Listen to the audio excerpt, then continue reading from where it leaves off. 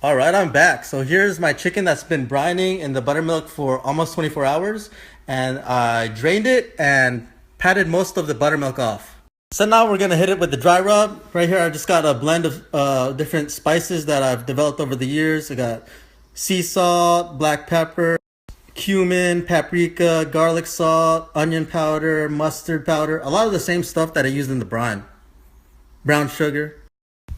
So I'm just gonna season my chicken pretty liberally. Just put it all over. All right, so I seasoned both sides and rubbed it in, and this is pretty much ready. I'm just gonna let it come up to room temperature, and then we're gonna put it on the grill. I'm also gonna be grilling up some steak tonight, and this right here, this cut is called a tri-tip. I feel like tri-tip is a really underrated piece of meat. This right here is only like $6 a pound, and it's really great on the grill and for feeding lots of people. So to season my tri-tip, this is kind of like my take on a Santa Maria style rub. So in my rub, I'm gonna have lots of garlic salt. This is the key. A lot of this, some sea salt, onion powder, brown sugar, and the secret weapon, coffee. All right, so this is what my seasoning looks like. It might look like a lot, but this is a big piece of meat, so it needs lots of seasoning. And all that seasoning is gonna create a nice crust. And not only that, like a lot of the seasoning is gonna fall through the grill. So trust me, you're gonna need this much seasoning.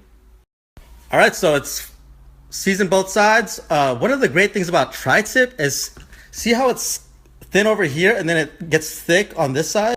This is what makes it really good for parties because a lot of people like their steak a little different. So over here, it's gonna be more on the well side. And then as you go over here, it's gonna be more rare. All right, so I covered the meat. It's all ready. I'm just gonna let it get up to temperature and I'm gonna go heat up the grill. All right, so my grill's nice and hot and I oiled it up a little bit. I'm gonna start with my chicken. I'm going skin side down first. Skin side. All right, so I put my chicken on skin side down. We're gonna give it like 15 minutes on this side. Get it nice and crispy, medium, high heat. All right, so we had a little bit of a flare up, but it's still gonna be good. I flipped it over and I'm just gonna turn the heat down and let it go. All right, now it's time for the tri-tip. Same idea as the chicken. We're just gonna get our grill super hot and we're gonna give it a nice sear on both sides. Maybe 3 minutes on both sides. The goal is to go super hot and get a nice crust on the outside, and then we're gonna bring it over to the cooler part of the grill, and it's gonna take about 45 minutes. All right, so it's been about 4 minutes on the first side. I'm gonna go ahead and flip it. I'm using a different set of tongs than the one I'm using for my chicken. You don't want anyone to get sick. Here we go. So we got a pretty decent crust going on right here. So another 4 minutes on this side, and then we're gonna bring it to low heat. All right, so we flipped it back over, and we brought it over to the cooler side of the grill, and we wanted to get to about 140 for medium rare.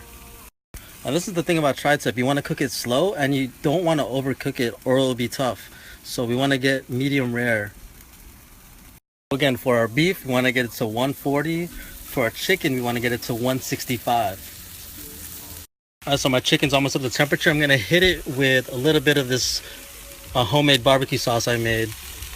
Just brush it on, give it that sweetness.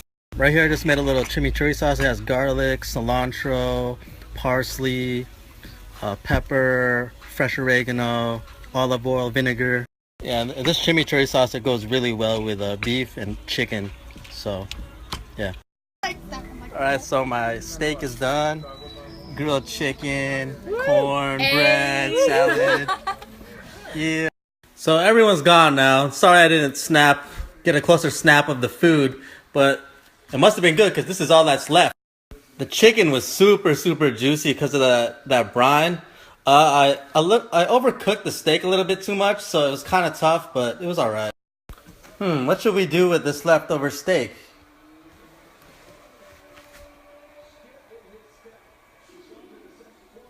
So it's kind of awkward doing a Snapchat cooking story with people around.